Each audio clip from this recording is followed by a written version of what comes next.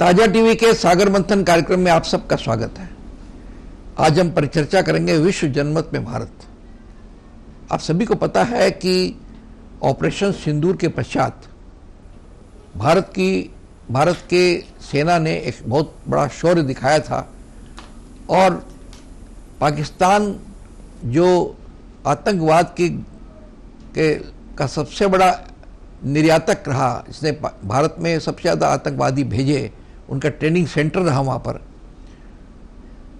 उसके ठिकानों पर भारत को आक्रमण करना पड़ा। जब पहलगांव में आतंकियों ने हमारे 26 निर्दोष पर्यटकों को गोली से भून दिया, उसके पश्चात ये घटना 6-7 मई की है, 22 अप्रैल की है। उसके पश्चात 6-7 मई को पाकिस्तान ने भी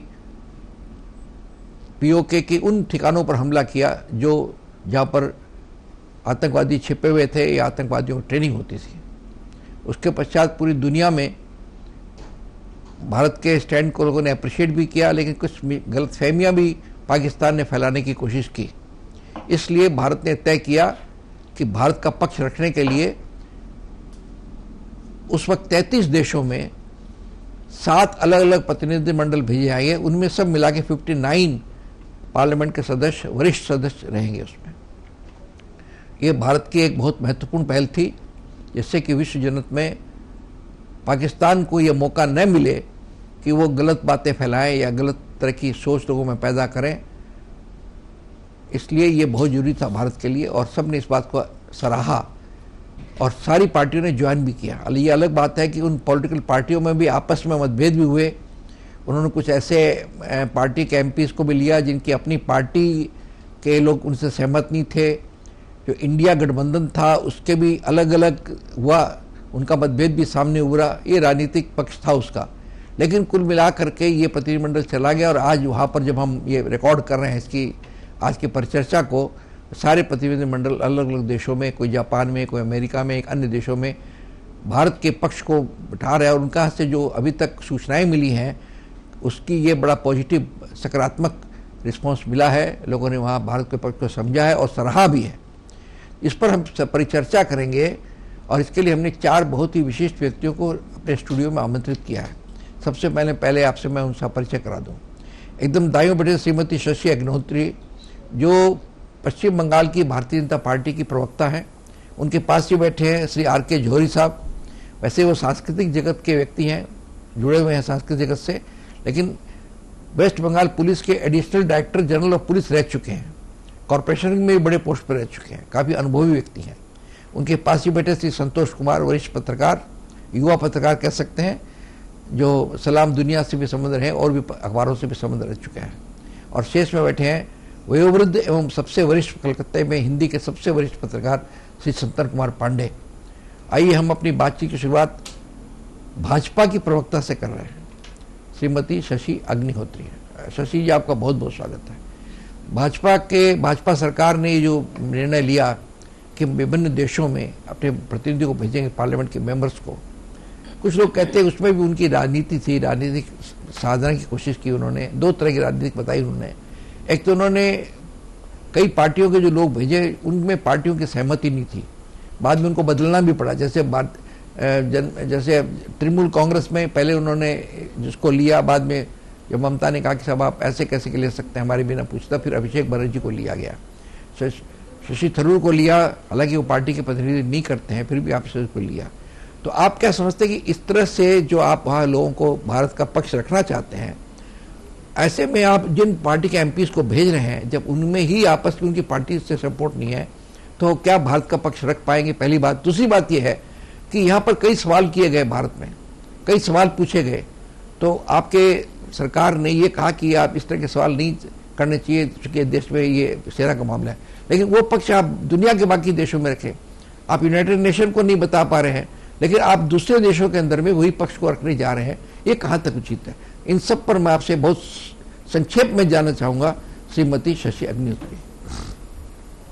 देखिए, पिछले 22 अप्रैल को पहलगाम में जो घटना घटी, 26 निर्दोष लोगों को मारा गया उनकी फैमिली के सामने, और सबसे बड़ी बात है कि धन पूछकर उन पर आक्रमण किया गया। पूछा गया कौन से धर्म के हैं और फिर उनको हत्या कर दी गई। तो ये धर्म पूछकर हत्या करने वाला जो आतंकवाद, आज ये प्रमाणित हो गया है कि पाकिस्तान आतंकवाद का जनक है। और जिस तरह से आतंकवादियों ने हिंदुओं को निशाने पर बनाया और उनकी हत्या की, तो कहीं ना कहीं हम लोगों को या सारे विश्व को, कम से कम भारतवर्ष की जनता को तो ये लगता है कि अब पाकिस्तान को खत्म करना जरूरी है।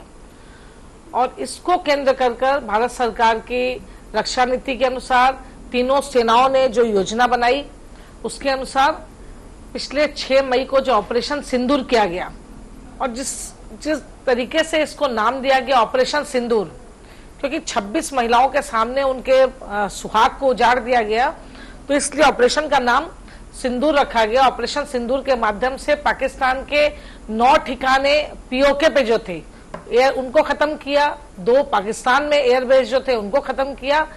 और इतने बड़े आक्रमण में जो सबसे बड़ी बात हुई कि कहीं किसी साधारण व्यक्ति की क्षति नहीं हुई है। इसमें सिर्फ और सिर्फ आतंकवाद और आतंकवादियों के ठिकानों को निशाना बनाया गया और उनको खत्म किया गया। और भारत ने अपना स्पष्ट संदेश दिया कि हम आतंकवाद के खिलाफ है, और इस तरह से अगर कोई भी आतंकवादी अगर मुंह उठाएगा तो उसके सर को इसी तरह कुचल दिया जाएगा। अब कुछ देश, चाहे वो चाइना हो, प्रत्यक्ष या परोक्ष रूप से अमेरिका हो, जो कहीं ना कहीं से पाकिस्तान को तो ओपन समर्थन कर रहा है चाइना, तो इस तरह के देशों को शिक्षा देने के लिए और इस तरह के देशों के प्रलोभन से हमारे यहाँ के लोग जो विभ्रांत हो जा रहे हैं, बरगला दिया जा रहा है, कुछ एक विशेष संप्रदाय के लोगों को जो बरगला दिया जा रहा है, उसके लिए भारत ने एक रणनीति ठीक करी कि इस रणनीति और कूटनीति के तहत सारे विश्व में पाकिस्तान के असली चेहरे को उजागर करने की जरूरत है। और इसी कूटनीति के तहत सर्वदलीय प्रतिनिधि मंडल को भेजा गया अलग अलग देशों में। 7 प्रतिनिधि मंडल बनाए गए। 7 प्रतिनिधि मंडल में कुछ में बीजेपी के नेता उसमें नेतृत्व कर रहे हैं, कुछ में कांग्रेस के हैं, वो सुप्रिया सुले जी हैं एक में सपा सांसद है। तो ऐसे करके उनको भेजा गया और उनको ट्रेनिंग कराई गई कि क्या बोलना है आपको। और पाकिस्तान का आतंकवाद का जो साथ है, ये दोनों सिक्के के ये पहलू और दूसरे पहलू हैं, पाकिस्तान और आतंकवाद, इसको जाकर विश्व में इसका चेहरा उजागर करना है। और इसके लिए ये प्रतिनिधि मंडल में वरिष्ठ नेताओं को चुना गया और हर प्रतिनिधि मंडल में एक न एक मुस्लिम नेता को उसमें दिया गया। तृणमूल के भी एक नेता को दिया गया, इरफान पठान जी को दिया गया था उसमें, लेकिन यूसुफ पठान को दिया गया था। लेकिन कहीं ना कहीं ममता बनर्जी को लगा कि ये जाकर पठान साहब प्रतिनिधि मंडल में जाकर कहीं बीजेपी की तरफ होके ना बोल दें, कहीं कुछ ऐसा ना हो जाए कि सांसदी में हमारे अभिषेक बनर्जी कहीं पीछे रह जाए, तो इसलिए उन्होंने पहले ये रुख अपनाया कि हमसे पूछा नहीं। जबकि ये किसी पार्टी का प्रतिनिधि दल नहीं था, ये सरकार का प्रतिनिधि मंडल था। वैसे ही शशि थरूर को भी चुना गया। कांग्रेस ने 4 नाम दिए थे। कांग्रेस ने जिन नेता का नाम दिया था उसमें एक जो उनके वरिष्ठ सांसद थे, उनके नाम पर विवाद था ये कि उन्होंने जब राज्यसभा में सांसदीय पद की शपथ ली थी और जीते थे, जब राज्यसभा में, जब विधानसभा में विधायकों ने जीत के उनको राज्यसभा का सांसद बनाया था, तो उस वक्त पाकिस्तान जिंदाबाद के नारे लगे थे। इसलिए इस सेंसिटिव मुद्दे पर उनके नाम को दरकिनार कर दिया गया। सरकार ने दरकिनार किया। किसी भी ऐसे व्यक्ति को जिसके नाम को लेकर अड़ंगा है या जिसके नाम को लेकर बखेड़ा बन सकता है, कोई भी ऐसा व्यक्ति, उस व्यक्ति को यहाँ शामिल नहीं किया गया। हमारे पश्चिम बंगाल में भी भाजपा के 12 सांसद लोकसभा से हैं, 2 सांसद राज्यसभा से थे, उसमें भी वरिष्ठ सांसद हैं, लेकिन उनमें से भी सिर्फ एक व्यक्ति का चुनाव हुआ सांसदों में, शमीक भट्टाचार्य जी का, और एक जो हमारे पूर्व सांसद थे अहलूवालिया जी, उनको यहाँ पर लिया गया और पठान जी को लिया गया था, लेकिन उनकी जगह पर अभिषेक बनर्जी गए। बहुत अच्छी बात है, ममता जी के कहने पर पार्टी ने उनकी सरकार ने उनकी बात सुनी और करके उनको भेजा। आज ये सारे लोग प्रतिनिधि मंडल, 6 प्रतिनिधि मंडल रवाना हो गए। कल एक प्रतिनिधि मंडल राष्ट्र में रवाना होगा।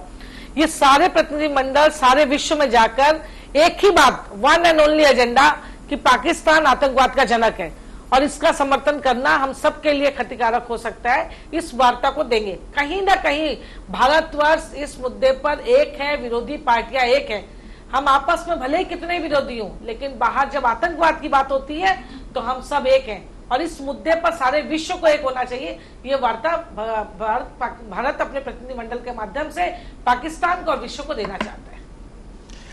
श्रीमती अग्निहोत्री ने बताया कि ये जो प्रतिनिधिमंडल भेजा गया इसके पीछे क्या राजनीतिक और क्या गैर राजनीतिक चर्चा थी, उसको बारे में उन्होंने कहा कि हमारा एक ही मात्र उद्देश्य था कि हम दुनिया को ये बताएं कि जो आतंकवाद है उसका मेन स्रोत जो है, उसका मेन जनक जो है वो पाकिस्तान है, और हम इस मामले में हम कटिबद्ध हैं कि हम आतंकवाद को ख़त्म करके रहेंगे। इसके अलावा हमारा कुछ नहीं, हमारा जो टारगेट जो था पाकिस्तान में भी हमने ऑपरेशन सिंदूर किया था, वो हम लिए भी ओनली आतंकवाद के जहाँ अड्डे थे, आतंकवाद जहाँ था, हमने उन्हीं को अटैक किया। हम किसी भी नागरिक को हमने कोई क्षति नहीं पहुँचाया है। ये हमारा था, ये लोगों को पाकिस्तान, दुनिया को ये बात का पता लगे, इसके लिए प्रतिनिधिमंडल भेजा गया, इस उद्देश्य के लिए भेजा गया, और सभी पार्टियों के वरिष्ठ नेता इसमें गए हैं।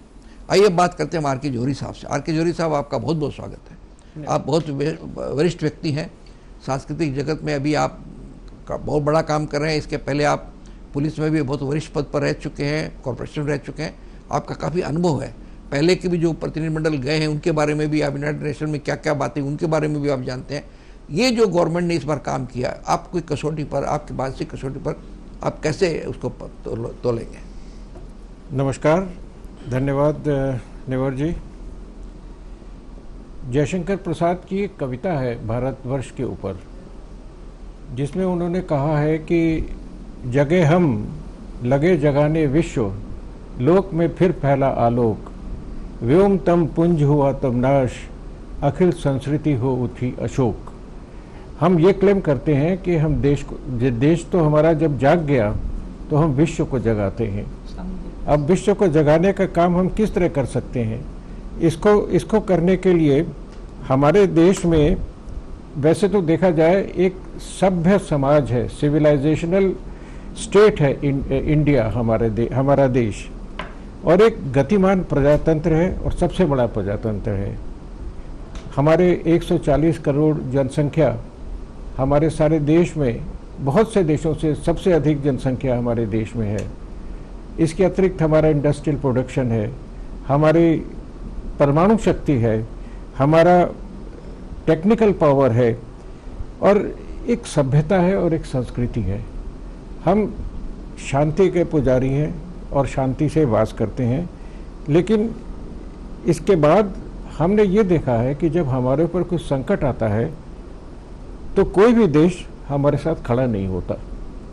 और ये सिर्फ इस बार जो ये ऑपरेशन सिंदूर हुआ, जो दो देश साफ साफ हमारे साथ आए, वो इजराइल और अफगानिस्तान की सरकार को रिकॉग्निशन नहीं मिला है, लेकिन इन्होंने साफ साफ पहलगाम को कंडेम किया।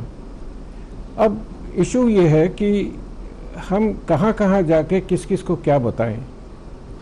जब रशिया ने यूक्रेन पर अटैक किया तो रशिया तो कहीं नहीं गया बताने के लिए कि हमने अटैक किया है, या हमारे ऊपर आक्रमण हुआ तो हमने उसका बदला लिया।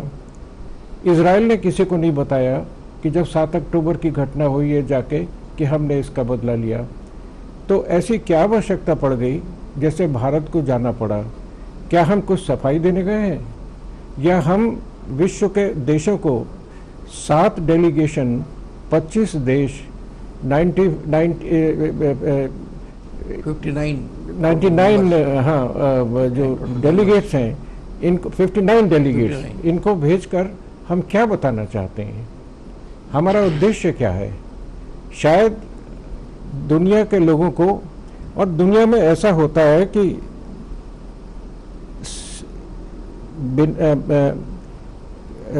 सच ये है कि विश्व ये नहीं देखता कि कौन सही है या कौन गलत। विश्व ये देखता है कि कौन उसके लिए उपयोगी है, और अगर वो उनके लिए उपयोगी है तो वो कुछ नहीं करते। और इस बार एक सबसे बड़ी जो घटना हुई वो ये है कि हमारा कम्युनिकेशन थोड़ा पीछे रह गया। हमसे आगे पाकिस्तान निकल गया। पाकिस्तान ने जाके सारे विश्व को अपनी कहानी सुनाई, और उन लोगों को, क्योंकि जो कुछ कहना था उन्होंने भारत के विरुद्ध जो कुछ भी कहा होगा, लेकिन ऐसा ये है कि कोई भी देश किसी भी देश को भावनाओं से सपोर्ट नहीं करता। वो अपनी उपयोगिता देखते हैं, उनके क्या काम आने वाला है उसको लेके वो आगे जाते हैं। तो मुझे नहीं लगता कि इस डेलीगेशन को भेजने से हमारा कोई नुकसान हुआ है।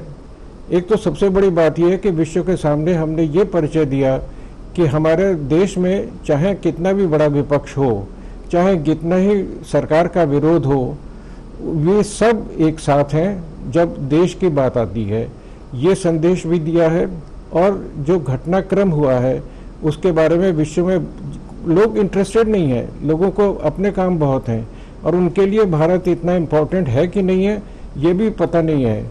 लेकिन इन लोगों ने प्रत्येक देश में जाकर, even America, even United Nations, वहाँ जाकर जो अपने देश की छवि को प्रस्तुत किया है, मेरे ख्याल से मोदी जी का ये बहुत अच्छा स्टेप था जिसमें उन्होंने सबको वहाँ भेजा, सारे देशों को भेजा और संदेश ये भी दिया कि देश की जब बात आती है तो हम सब एक हैं और देश के लिए हमको अगर सारे विश्व को जाकर समझाना पड़ेगा, बताना पड़ेगा तो हम कर सकते हैं। और मेरे ख्याल से ये बहुत अच्छा स्टेप सरकार ने इस बारे में लिया है। श्री आर के जौहरी साहब ने कहा कि ये बहुत अच्छा स्टेप था जो मोदी जी ने लिया, बहुत अप्रिशिएबल स्टेप था, इसकी आवश्यकता थी।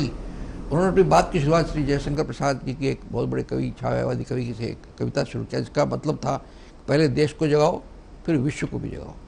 तो हमने भी ऐसे किया, पहले देश में हमने बात की फिर विश्व में बात की हमने कि विश्व में हमारी, क्योंकि पाकिस्तान ने बहुत झूठ प्रचार किया था, कई गलत फहमियाँ पैदा करने की कोशिश की थी, इसलिए बहुत आवश्यकता था कि हम अपने पक्ष को दुनिया के सामने रखें, विशेष रूप से खासकर जो मुस्लिम देश हैं उनके सामने हम न रखें। और हमारा एक ही उसमें उद्देश्य है सारे भेजने का। हम बताना चाहते हैं कि हमारा जो एक ही उद्देश्य था कि हम आतंकवाद के खिलाफ हैं, हम आतंकवाद को ख़त्म करना चाहते हैं और हमने कभी भी किसी जो आतंकवाद के अड्डे को छोड़ करके हमने कहीं कोई किसी पर अटैक नहीं किया है। भारत की पुरानी परंपरा रही है।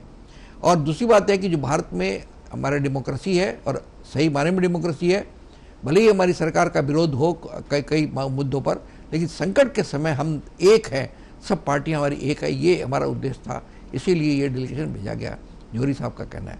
इस प्रकार हमने श्रीमती अग्निहोत्री से बात की जो भाजपा के प्रवक्ता हैं, एक सांस्कृतिक जगत से जुड़े हुए एक बहुत ही अनुभवी व्यक्ति से बात की। हम बाकी अपने अन्य दो प्रतिभागियों से और भी बात करेंगे। फिलहाल समय हो गया ब्रेक का, हम लेते हैं छोटा सा ब्रेक। देखते रहिए सागर मंथन।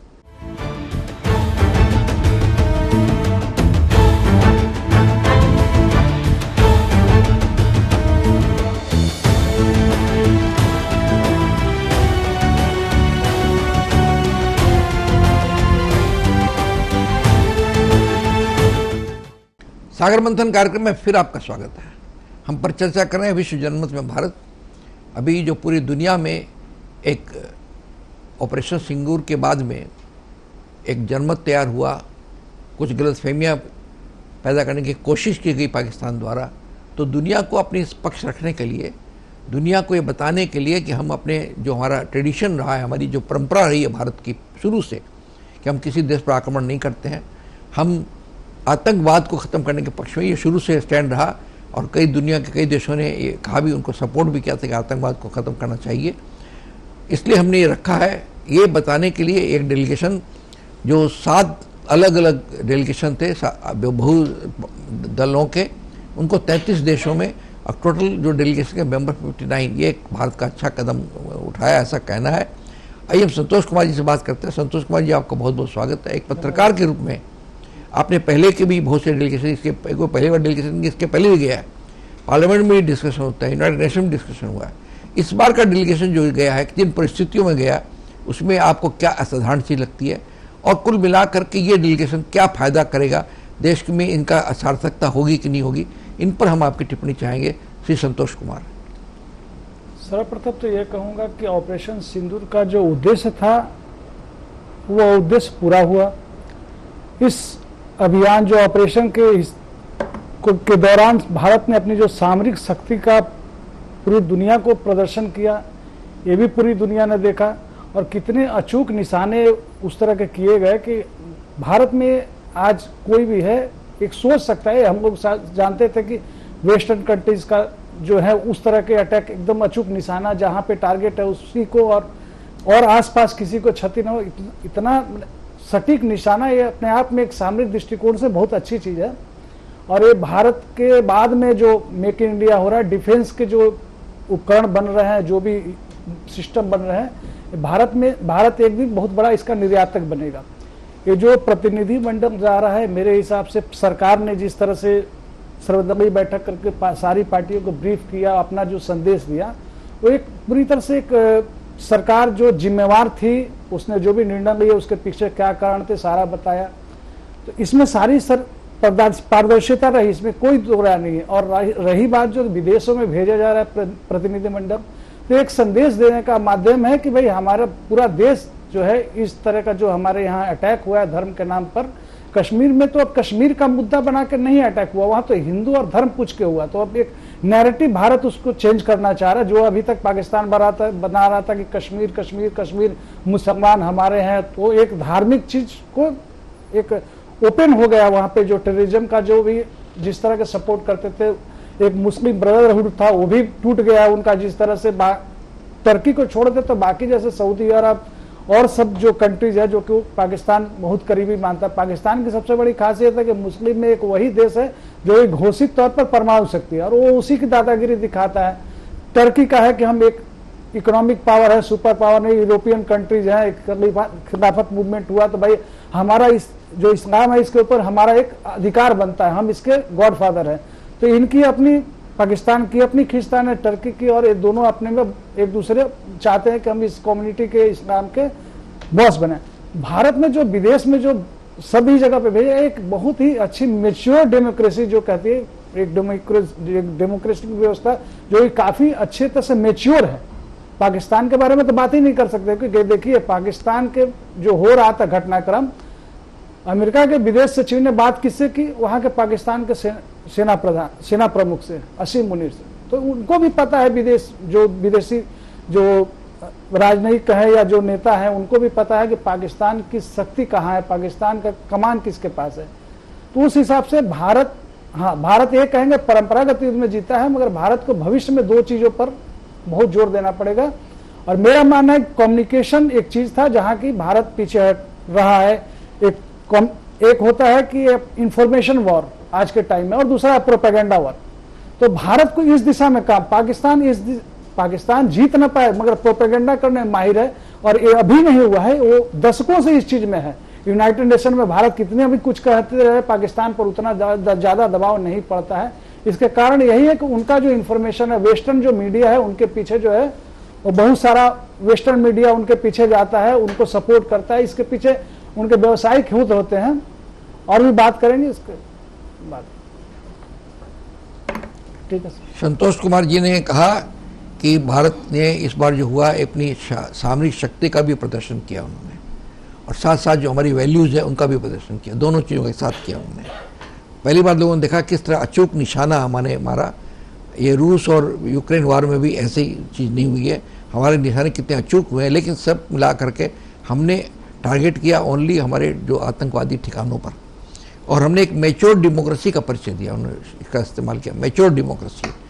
भारत को भविष्य में दो चीज़ों पर जोर देना होगा, एक तो इन्फॉर्मेशन और ऊपर से प्रोपेगेंडा, क्योंकि पाकिस्तान प्रोपेगेंडा मामले में माहिर है, वो गुरु है, और गलत प्रोपेगेंडा वेस्टर्न मीडिया के माध्यम से करता है, क्योंकि उसके पास कोई डेमोक्रेसी है नहीं, कोई डेवलपमेंट उसके पास पाकिस्तान में है नहीं दिखाने के लिए, इसलिए वो एक प्रोपेगेंडा करता है भारत के खिलाफ, उसका अपनी मशीनरी होती है। ये सब ये बताए संतोष कुमार जी ने, बहुत बहुमूल्य जानकारी हमको दी। आइए बात करते हैं संतोष कुमार पांडे जी। पांडे जी, आपका बहुत बहुत स्वागत है। आप सबसे पुराने, सबसे वरिष्ठ पत्रकार हैं, आपने जमाना देखा है राजनीति को, कांग्रेस की राजनीति से लेकर के आज की राजनीति सबको ऑब्जर्व किया आपने। आप कुल मिलाकर के सारी बातों पर आप क्या सोचते हैं, हम जानना चाहेंगे श्री संतन कुमार पांडे। निवर जी, मेरे मन में तो एक ही बात आती है कि इधर उधर की बात न कर, मुद्दे की बात कर। समझ में नहीं आता कि जब भी कोई आसन्न चुनाव होता है उसी वक्त आतंकी हमले हो जाते हैं, और आतंकियों का आता पता भी नहीं चलता, वे पकड़ में ही नहीं आते। पहलगाम में भी कहाँ से आतंकी आए और मासूमों का खून खराब कर कहाँ गायब हो गए, कहाँ हैं, कोई भी नहीं पकड़ाया। गृह मंत्री की क्या जवाबदेही है? और पहलगाम में हमले के पहले भाजपा सांसद निशिकांत दुबे पूरे लाव लश्कर के साथ वहां पर पिकनिक मनाने गए थे और सुरक्षा बल का और सुरक्षा का चाक चौबंद प्रबंध था। तो सबसे बड़ा सवाल यही है कि जब वो संवेदनशील क्षेत्र था तो वहां पे सुरक्षा की व्यवस्था क्यों नहीं थी? क्या ये गृह मंत्री की लापरवाही नहीं है? क्या उनकी ये जवाबदेही नहीं है? तो मेरे सबसे बड़ा पहला सवाल ये आता है कि गृह मंत्री इसका जवाब दें और उनसे कोई जवाबदेही नहीं कर रहा है। और जो बात खटकती है कि आपदा में अवसर की तलाश, जो सत्ताधारी दल है वो आपदा में अवसर की तलाश करने लगता है। तुरंत हम हमले के बाद प्रधानमंत्री जी बिहार पहुंच जाते हैं, वहां पर हंसी ठट्ठा करते हैं, मंच पे दिखाई पड़ता है और चुनाव की सभाएं होने लगती हैं। तो यही सवाल है कि जब देश संकट के दौर से मैं गुजर रहा हो तब आप कितने गंभीर हैं। केवल सैनिक वर्दी में तस्वीर लगाकर हर जगह उसका प्रदर्शन करना, जैसे कि वो सैनिक की जो बन वर्दी है वो तो कोई ड्रेस कंपटीशन की बात नहीं है, वो गौरव की बात है, त्याग की बात है, समर्पण की बात है, बलिदान की बात है। तो कहीं कुछ बहुत हास्यास्पद भी लगता है, अजीब लगता है। शायद ही भारत का कोई भी प्रधानमंत्री ऐसे इस तरह से नाटकीय अंदाज में दिखा हो। तो मुझे तो बहुत तकलीफ होती है ये कहते हुए कि जब अभी जौहरी जी ने प्रसाद जी की कविता कही थी कि वही है रक्त, वही है देश, वही साहस है वैसा ज्ञान, वही है शांति, वही है शक्ति, वही हम दिव्य यार संतान। तो क्या हम उसके सही माने में उत्तराधिकारी हैं? क्या वही रक्त आज हमारे शरीर में नहीं प्रवाहित है? क्या हमारी स्मृत शिराएं उतने ही क्या सशक्त और सबल नहीं है? परंतु दुख होता है कि क्या हमारा जो नेतृत्व है वो समय के साथ जनता के साथ खड़ा है कि नहीं। या अब और एक देखिए, जो लीडर ऑफ अपोजिशन है, विपक्ष का सर्वदलीय नेता है, उसे मुनीर के शक्ल में उसके तस्वीर लगाकर वो पूरे भारतवर्ष में वो दिखाया जा रहा है और ये कुकृत्य है और ये कुकृत्य भाजपा कर रही है और इसका समर्थन नहीं किया जा सकता। जबकि पूरा विपक्ष सरकार के साथ था, पूरा देश सरकार के साथ खड़ा था, तो फिर अचानक ये सीज फायर क्यों हो गया? युद्ध विराम कैसे हो गया? कौन है वो नायक? किसके कहने से ये युद्ध विराम हुआ? असल सवाल है। इन सवालों का उत्तर चाहिए और ये सरकार को देना चाहिए। श्री संतन कुमार पांडे जी ने कुछ सवाल किए हैं। उन्होंने कहा क्या बात है, जितनी घटनाएं होती हैं उसके आसन्न चुनाव के आसपास ही होती हैं। पहली बात उन्होंने कहा कि उनमें कभी कहीं आतंकवाद का हम खात्मा करने की बात करते हैं, आतंकियों का पता नहीं चलता। इस पहलगाम में भी जिन 4 आतंकियों ने हमारे 26 पर्यटकों को मारा, उनका आज तक पता नहीं चला वो कहाँ घूम रहे हैं, क्यों घूम रहे हैं। कोई सुरक्षा की व्यवस्था नहीं थी, पर्यटकों को एकदम पूरी हम लोगों ने भगवान भरोसे छोड़ दिया था। कोई वहाँ व्यवस्था नहीं, जबकि कश्मीर एक बहुत सेंसिटिव स्टेट है, बहुत ही ऐसी संवेदनशील स्टेट है। वहाँ पर मिलिट्री 50,000 मिलिट्री है, भारत सरकार का बहुत बड़ा खर्च होता है कश्मीर पर, लेकिन कोई सुरक्षा की कोई न्यूनतम व्यवस्था भी नहीं थी और लोग मार के चले गए जिनका अभी तक पता नहीं चला है। साथ ही उन्होंने कहा कि ये आपदा में अवसर की तलाश है, गलत चीज़ है। उन्होंने कहा कि जब वो वहाँ से प्रधानमंत्री आए तो बिहार के इलेक्शन में चले गए, चुनाव सभा करना उनके लिए ज़्यादा जरूरी था बजाय कि वो कश्मीर में जाते हैं पता लगाते। साथ ही उन्होंने ये भी कहा कि जो लीडर ऑफ अपोजिशन है इस प्रकार उनकी मुनीर के साथ आधी फोटो लगा करके देश में प्रचार करना ये गलत काम है, डेमोक्रेसी है, इस तरह से नहीं करना चाहिए, ये इत्यादि। और साथ ही साथ उन्होंने कहा कि अपोजिशन लीडर जो हमारे होम मिनिस्टर या प्राइम मिनिस्टर, उनको जो सवाल जो पूछे जा रहे हैं इनका जवाब उनको देना पड़ेगा चाहिए कि साहब इस प्रकार की सुरक्षा की कोई व्यवस्था क्यों नहीं थी, हमारी इंटेलिजेंस क्यों फेल हुआ, आदि जो उनका कहने का मतलब था। इस प्रकार हमने अपने चारों प्रतिभागियों से बात की। हमारे जो डेलीगेशन जा रहा है उसमें जो विभिन्न मुद्दे जुड़े उनसे भी बात की और आतंकवाद को लेकर के हमारे जो चीज़ें चल रही हैं उन पर भी कई चीज़ों पर हमने चर्चा की हमारे सभी प्रतिभागियों ने।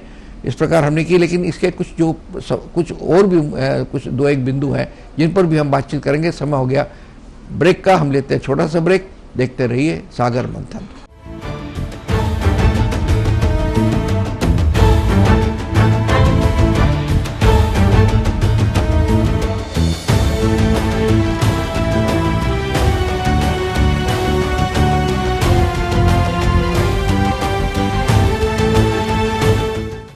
सागर मंथन कार्यक्रम में फिर आपका स्वागत है। हम परिचर्चा कर रहे हैं विश्व जनमत में भारत, और ब्रेक में जाने के पहले श्री संतन कुमार पांडे और उसके पहले श्री संतोष कुमार जी ने कई बातें रखी। उन्होंने खासकर संतन कुमार पांडे जी ने कुछ सवाल रखे जिन पर हम अभी चर्चा करेंगे।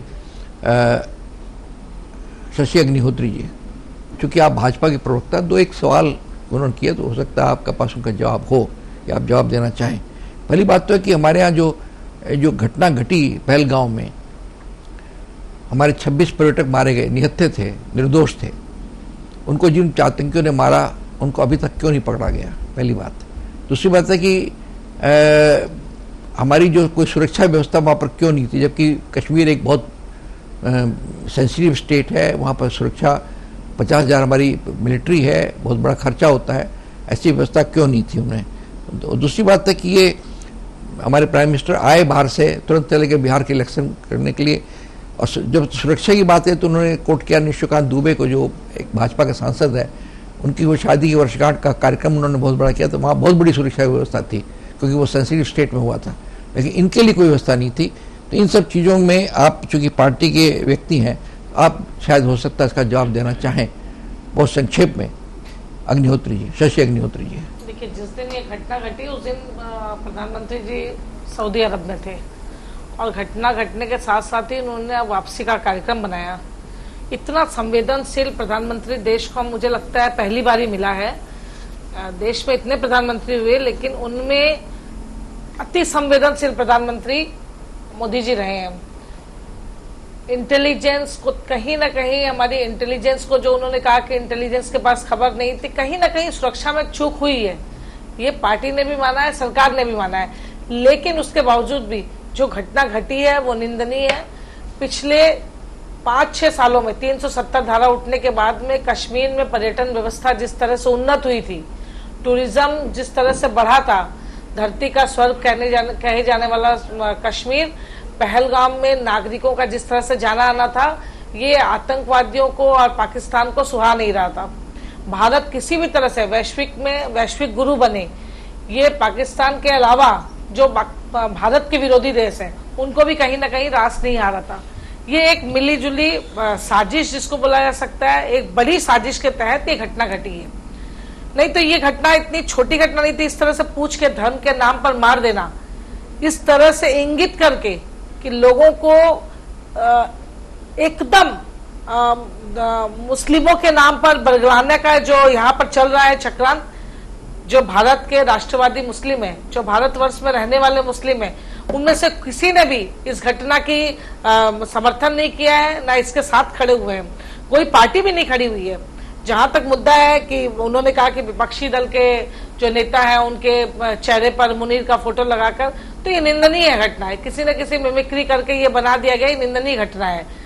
लेकिन कहीं ना कहीं मुझे ये लगता है कि जिस तरह से शशि थरूर जी को इस प्रतिनिधिमंडल का नेतृत्व करने का मौका मिला, और राहुल गांधी जी विपक्ष के नेता होने के बावजूद भी वो ये प्रतिनिधित्व नहीं कर पाए हैं, कहीं ना कहीं मुझे लगता है ये ईर्ष्या है। लेकिन कहीं हम लोगों को देखना पड़ेगा कि शशि थरूर जी की वाकपटुता, उनका अमेरिकी प्रतिनिधित्व मंडल इसलिए गया क्योंकि उनका विदेशों में काम करने का लंबा अनुभव और उनकी लंबी विदेश नीति के ऊपर में उनकी जो जानकारी है, इससे तो कहीं नकारा नहीं जा सकता। इस बारे में विपक्ष के नेता राहुल गांधी हो सकते हैं क्योंकि वो कांग्रेस पार्टी से, लेकिन सरकार का प्रतिनिधित्व करना और सरकार के बारे में बोलना, ये मुझे लगता है कि राहुल गांधी उसमें फेल होते, इसीलिए दूसरे नेताओं को चुना गया। ये सरकार का विषय, ये सरकार देखेगी। लेकिन आपदा में अवसर तलाशने की बात हुई। हमने देखा कि पाकिस्तान ने चाइना की मदद से जो जो उपकरण लिए थे, जो जो मिसाइलें ली थी, वो सब फेल हुई हैं। जैसे हम लोग पहले बात में बोलते थे, ये प्रवाद में बोला जाता था कि चाइनीज है, चाइनीज सामान है, ये तो 2 दिन में खराब हो जाएगा। कहीं लेने भी कुछ जाते हैं, हम लोग तो बोलते हैं चाइनीज सामान है 2 दिनों में खराब हो जाएगा, इसका प्रमाण जनता को मिला। और भारत ने अपनी मेक इन इंडिया की जो मिसाइलें थी उनको, और भारत ने रूस पर विश्वास कर जो राफेल लिया या जो भी लिया उस पर भरोसा दिखाया यहाँ की सेना ने। और सेना ने जिस बुद्धिमानी से, जिस संजीदगी से काम कर पाकिस्तान को नस्त नाबूद कर दिया है, उसके घुटने जमीन पर टिका दिए हैं, तो ये एक आपदा में अवसर होना कोई खराब बात नहीं है। भारत आने वाले दिनों में अस्त्र का सबसे बड़ा निर्यातक बन सकता है, इसकी मार्केटिंग होगी, और निर्यातक के होने के साथ साथ भारत एक बड़ा विश्व गुरु बनने की दिशा में जा रहा है, जो बहुतों को बर्दाश्त नहीं हो रहा है। लेकिन भारत जिस द्रुत गति से 11 साल में प्रधानमंत्री मोदी जी के नेतृत्व में आगे बढ़ा है, मुझे लगता है कि आने वाले सालों में, आने वाले 2047 में भारत विश्व गुरु बनेगा, और सारे विश्व को भारत के साथ मिलकर चलना होगा, और आतंकवाद के विरुद्ध एक साथ खड़ा होना पड़ेगा। आइए हम बात करते हैं आर के जौहरी साहब से। आर के जौहरी साहब, कुछ सवाल उठे हैं कि ये जो सारी बातें हुई हैं इनके साथ कई चीज़ें, जो सुरक्षा का खासकर मामला है, आतंकवादी पकड़े नहीं गए, अभी तक आतंकवादी कहाँ घूम रहे हैं मालूम नहीं है उनको, और आपदा में अवसर जो है, जो इसके बारे में अग्निहोत्री जी ने कहा कि नहीं वो ज़रूरी है, क्योंकि भारत ने जितनी प्रोग्रेस की है इसमें हम बताएं लोगों के, जो चीन के बारे में लोगों की आम धारणा है कि उनके हथियार बहुत वर्ल्ड के है, लेकिन उनको हमने ख़त्म करने की, इसलिए आपदा में अवसर भी ज़रूरी था। साथ साथ उन्होंने ये तो मान लिया कि हाँ चूक तो कहीं हुई है, तो फिर चूक हुई है तो फिर बाकी चीज़ें के मामले में क्यों नहीं है। हम आपसे ये जानना चाहेंगे आर के जौहरी साहब कि जो हमारे आतंकवादी आए थे वहाँ, वो उन्होंने धर्म पूछा लोगों को, इसके पीछे क्या कारण हो सकता है? आप तो सांस्कृतिक जगत के आदमी हैं, इसके क्यों पूछा उन्होंने? क्योंकि ये आज हर आदमी के दिमाग में सवाल है कि आतंकवादी आए और पूछा धर्म क्या तुम्हारा। जौहरी साहब, ऐसा है कि रेडिकल आतंकवाद सारे विश्व में बहुत जगह फैल रहा है, और इसको लेके सिर्फ भारत में ही नहीं, दूसरे देशों में भी आतंकी हमले हुए हैं, और आतंकी हमलों में साधारण मनुष्य की जान गई है। लेकिन उससे बड़ा मुद्दा ये है कि हमारा देश लगता है कि 2 धड़ों में विभाजित हो गया है। एक वो है जो सरकार के साथ में है, और एक पक्ष वो है जो सरकार के साथ इस मुद्दे पर भी नहीं है, क्योंकि बहुत से ऐसे नेता हैं जिन्होंने, जब मोदी जी ने ये डेलीगेशंस विदेश में भेजे, तब ये कहना शुरू कर दिया कि ये तो विदेश भ्रमण के लिए गए हैं, या इसका कोई उद्देश्य नहीं है, कोई फ़ायदा नहीं है, और इनके जाने से कुछ होने वाला नहीं है। लेकिन मैंने जैसा पहले भी कहा था कि विश्व समुदाय को अपने देश का जो पॉइंट ऑफ व्यू है, जो दृष्टिकोण है, उससे अवगत कराना बहुत आवश्यक है। और जो लोग सरकार को समर्थन नहीं देते, उनका कहना ये भी है कि सुरक्षा व्यवस्था में भूल चूक हुई है, और उस भूल की वजह से ये घटना घटी है। लेकिन जहाँ जहाँ सुरक्षा व्यवस्था बहुत कड़ी थी, वहाँ भी तो ऐसी घटनाएं हो सकती थीं, और उसे हुई हैं।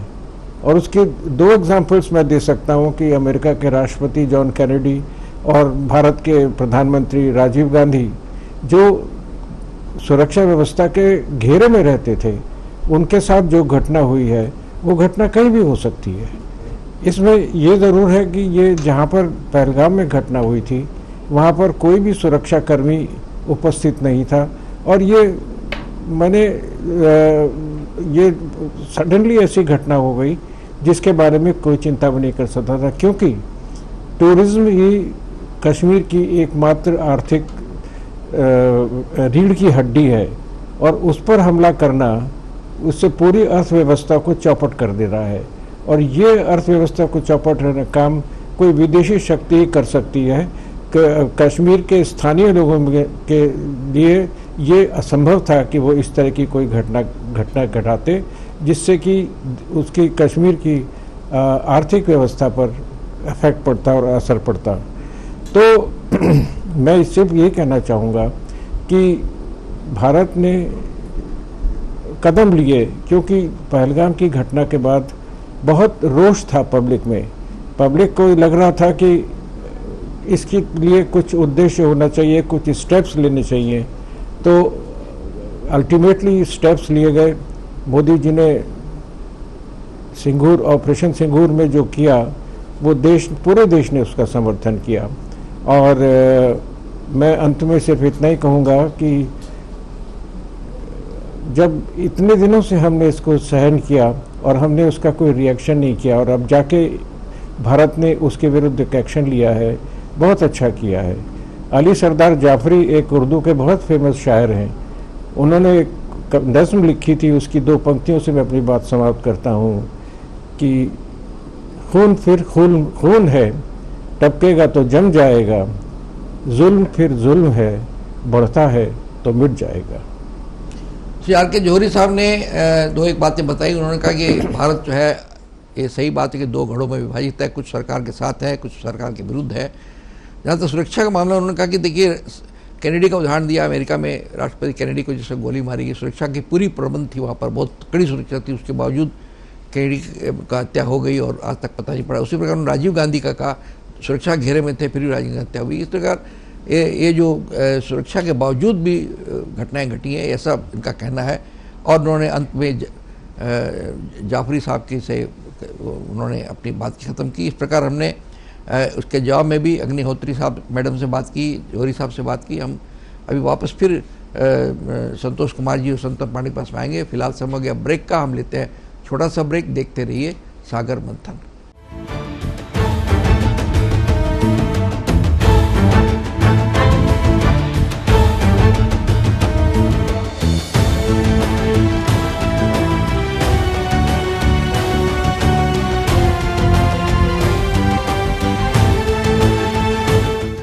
सागर मंथन कार्यक्रम में फिर आपका स्वागत है। हम पर चर्चा कर रहे हैं विश्व जनमत में भारत। और ब्रेक में जाने के पहले श्रीमती अग्निहोत्री और श्री जौहरी साहब ने जो बातें संतन पांडे जी ने उठाई थी, उनके बारे में उन्होंने जवाब दिया। आइए हम बात करते हैं फिर से संतोष कुमार जी। संतोष जी में आपका फिर से स्वागत है। 2 बातें जैसे इन्होंने कही कि भाई ये वर्ल्ड में, दुनिया में भी फेनोमेन हुआ है। कैनेडी का उदाहरण दिया, राजीव गांधी का, तो नहीं वो राष्ट्रपति प्रधानमंत्री, ये सुरक्षा में के बावजूद होता है इस तरह का। पहली बात उन्होंने। फिर दूसरी बात कही कि ये जो देश विभाजित है 2 घड़ों में, तो आप क्या बोलना चाहेंगे इसमें, सारे सवालों के जवाब में? सबसे बड़ी बात है कि जो नृशंस घटना हुई, आतंकी घटना हुई, ये एक चूक थी, इसमें कोई 2 राय नहीं है। इसकी समीक्षा होनी चाहिए। प्राथमिक जांच में जैसे हम लोगों को जो सुनने में आया कि कोऑर्डिनेशन का वहाँ पे जम्मू कश्मीर का जो पर्यटन विभाग है वो राज्य सरकार के पास है और मुख्यमंत्री के पास है, जबकि सुरक्षा पूरा गृह विभाग जो है केंद्र के पास है। तो एक है कि वहाँ पे टूरिस्ट का अवसर था, इस समय सरकार को वहाँ की समझ में आया कि अभी सब कुछ ठीक ठाक है, तो एक पर्यटक आए हैं तो इस जगह ओपन किया जाए। कुछ कम्युनिकेशन वहाँ पे गड़बड़ हुई है। रही बात जो कि आतंकवादी मारे नहीं गए हैं जो इसमें इन्वॉल्व थे, देखिए वहाँ पे जो कार्यरत हैं, जो अधिकारी हैं, उनको पता है। साधारण हम लोग स्टूडियो में बैठ के वहाँ बड़ा एक साधारण नागरिक को, एक युवक को और एक आतंकवादी को पहचानने में आपको मैंने कई वर्षों का अनुभव चाहिए, क्योंकि इतने वर्षों से पाकिस्तान ने वो जो बीज बोया है वहाँ पे, जो विष बमन किया है वहाँ के युवाओं में, अगर आप अवसर दे दें, अगर सरकार वहाँ ना हो तो 80% जो युवा हैं वो पाकिस्तान का झंडा उठाएंगे और हथियार उठाएंगे। ये हकीकत मैं बता रहा हूँ, एजेंसियों का जो रिपोर्ट है। मगर 370 के बाद पत्थरबाजी भी कम हुई, पत्थरबाजी घटना करीब करीब 9 के बराबर हो गई। प्रशासन ने पूरा वहाँ दबाव बढ़ाया हुआ है। वहाँ पे पर्यटन जिस तरीके से बढ़ रहा था, वहाँ के जो आतंकवादी, पाकिस्तान को क्या है, अगर जब तक कश्मीर में कुछ होता रहेगा, उनको फंडिंग, जो डीप स्टेट जो होते हैं पाकिस्तान को क्यों फेवर करते हैं, जो डीप स्टेट फैक्टर्स होते हैं वो हमेशा चाहते हैं जहां अस्थायी सरकार रहे, वहां पर वो कुछ अपने मन मुताबिक वहां पे कर सकते हैं, उस देश के पड़ोसी को छेड़ सकते हैं, वहां पे अस्थिर कर सकते हैं, जैसे कि अभी हम बांग्लादेश में देख रहे हैं। वहां पर क्या होगा किसी को पता नहीं, क्योंकि सारी कुछ जो पश्चिमी जो दुनिया है, वहां की जो एजेंसियां हैं वो नियंत्रित कर रही हैं। मोहम्मद यूनुस को भी नहीं पता है कि उनके साथ क्या हो रहा है। वहां की जो सरकारी जो सेना प्रमुख है उनको पता है कि उनको किनके इशारे पे करना, तो बड़ी बहुत अफरा तफरी की स्थिति बनी हुई है। रही बात जो कह रहे हैं कि वो आतंकवादी, जहां तक एजेंसियों का कहना है कि एक उसमें से आतंकवादी की उन्होंने मैंने इनकाउंटर में उसको मार गिराया है। जहां तक है कि ये जो फिदाइन अटैक को आज तक दुनिया में कोई ऐसा सिस्टम नहीं बना है कि फिदाइन जो मरने के लिए आया है उसको कोई रोक सके। अमेरिकन सेंटर को जो गिराया गया उसमें देखिए अमेरिका से तो सर्वशक्तिमान कोई नहीं है, मगर गिराना था उनको, उन्होंने गिराया, जो फिदाइन को रोका नहीं। और रही बात कि एक घटना हो गई, जैसे कि वरिष्ठ पत्रकार इन्होंने कहा कि आपदा में अवसर और चुनाव, तो भारत इतना बड़ा देश है कि हर वर्ष चुनाव होगा और कोई घटना घटेगी उसके 3 महीने 4 महीने बाद चुनाव। जब हम बात करते हैं तो एकदम तर्क की तरह एक तरफा होना मेरे हिसाब से उस तरीके से नहीं है। अगर मोदी जी गड़बड़ कर रहे हैं तो वो गड़बड़ कर रहे हैं, उसमें कहने में हमको क्या हिचक है। और विपक्ष के नेता एक तरफ से राहुल गांधी कहते हैं पूरी पार्टी उनके साथ है और युद्ध के इस गंभीर परिस्थिति में पूछ रहे हैं भारत के कितने जहाज गिरे, तो एक तरह से तो मैंने अपने आप को एक्सपोज करें भारत की जनता के सामने। और इस तरह का जो उनका बयान है, हमको नहीं लगता कि वो भविष्य में बहुत दीर्घायु हो, सताई हो, मगर हमको नहीं समझ में आता कि 20-25 वर्ष के बाद भी वो देश के प्रधानमंत्री बनेंगे, क्योंकि भारत की जनता उनको देख चुकी है कि बड़ी ही इमेच्योरिटी के साथ बातें तो बहुत बड़ी बड़ी करते हैं, मगर उनमें इमेच्योरिटी आ जाती है, उनके बयानों में खो जाते हैं, क्या बात कर रहे थे उनको नहीं पता है। और जहां तक आतंकवाद खत्म होगा सब कहेगा, आतंकवाद कभी खत्म नहीं होगा। जैसे दिन रहता है तो रात रहती है, दोनों का संघर्ष जब तक पृथ्वी रहेगी, अच्छाई और बुराई दोनों साथ में रहेगी। बस यही कहना है। संतन कुमार पांडे जी, अब मैं चाहूँगा कि इस सारी बातचीत का, आप एक वरिष्ठ पत्रकार हैं, वयोवृद्ध पत्रकार हैं, बहुत सीनियर हैं, कैसे आप उपसंहार करेंगे संक्षेप में? संतन कुमार पांडे जी। नेवर जी, ये जो युद्ध और शांति, ये 2 पहलू हैं और इनमें ये पहलू जो हैं ये बहुत महत्वपूर्ण हैं, इन्हें टाला नहीं जा सकता, इसकी अवज्ञा भी नहीं हो सकती। हाँ, सन्नद्ध रहना है, चौकन्ना रहना है, सजग रहना है और हर तरीके से संपन्न रहना है कि जब भी कोई हमें चुनौती देगा तो हम पूरी ताकत से उसका जवाब देंगे। पर हम शांति प्रिय जरूर हैं, परंतु शांति प्रिय होने का यह अर्थ कदापि नहीं है कि हमें जो आंखें दिखाएगा, आंखें तरेरेगा, तो हम उसकी आंखों में आंख मिलाकर जवाब देने की हमें मादा होना चाहिए, शक्ति होनी चाहिए और संगठन होना चाहिए। विश्व जनमत में भारत ने जो दुनिया में 33 देशों में जो अपने डेलीगेशन भेजे हैं, ऑल पार्टी डेलीगेशन, जो हमारी डेमोक्रेसी का एक बहुत बड़ा सुखद स्वरूप है कि हम सब राजनीतिक दलों के डेलीगेशन भेजते हैं। ये भारत जैसा महान देश ही कर सकता है दुनिया में, बाकी इसका एग्जाम्पल नहीं है। रूस और यूक्रेन का हम झमेला देख चुके हैं, अभी तक वार चल रही है और अभी तक वहाँ कोई इसकी किसी ने किसी की इमेज की परवाह नहीं की। सबसे बड़ी दुखद बात है, जो यूनाइटेड नेशन बना था, संयुक्त राष्ट्र संघ बना था, उसको कहीं है ही नहीं, कहीं उसका नाम ही नहीं है कहीं पर, जबकि उनका काम ही था दुनिया में शांति बनाना, दुनिया में इस तरह का जो विरोध हो उसको पलटाना, लोगों में सहमति पैदा करना। ये सबसे बड़ी दुखद घटना है, अंतर्राष्ट्रीय घटना है कि यूनाइटेड नेशन का अस्तित्व करीब करीब समाप्त हो गया है। तो ये जो है, कई से सवाल हैं, डेमोक्रेसी में सवाल भी उठते हैं, उनके जवाब भी दिए जाते हैं, उसके बावजूद भी सवालों की श्रृंखला कभी ख़त्म नहीं होती है। ये डेमोक्रेसी की सबसे बड़ी खूबसूरती है और ये मीडिया की सबसे बड़ी खूबसूरती है कि मीडिया सवाल उठाता है, उन सवालों के जवाब आते हैं, फिर सवाल उठते हैं, फिर जवाब आते हैं। ये सवाल जवाब का सिलसिला कभी ख़त्म नहीं होता और यही भारत की डेमोक्रेसी को मजबूत करता है और करता रहेगा। हमने अपना कर्तव्य पालन किया है। ताज़ा टीवी ने जब भी इस तरह के कोई भी मुद्दे उठे, हम अलग अलग विचारों के लोगों को इकट्ठा करते हैं, अलग अलग विचारों को पूरा मौका देते हैं, अभी ओवरलैपिंग चेष्टा नहीं करते। हमारी एकमात्र चेष्टा होती है कि हमारे जो दर्शक हैं, हमारे जो श्रोता हैं, वो सारे विचारों को समझें और फिर अपने तय करें कि कौन सा विचार उनको ठीक लगता है। हम बहुत आभारी हैं श्रीमती शशि अग्निहोत्री के, श्री आर के जौहरी साहब के, श्री संतोष कुमार के और श्री संतन कुमार पांडे जी के, जिन्होंने आज की इस बहुत ही महत्वपूर्ण चर्चा में भाग लिया। कई सारे मुद्दे उठाए, हमने हर पहलू पर बातचीत की, उनके पक्ष में, विपक्ष में, बीच में, सब पहलू पर बात की हमने। और हमने कोशिश की कि ये ऐसी चीज़ हो, हम हमारे श्रोता, हमारे दर्शक भी इस मामले में कोई राय रखते हो, हमें लिख करके भेजें। हमारा पता है ताज़ा टीवी 37 शेक्सपियर सरनी, कलकत्ता 17। आप हमें ईमेल के जरिए भेज सकते हैं। हमारा ईमेल का पता भी नोट कर लीजिए, response@tajatv.com। अगले हफ्ते हम फिर मिलेंगे नए विषय के साथ और नए प्रतिभागियों के साथ। तब तक के लिए आप हमको आज्ञा दीजिए। नमस्कार।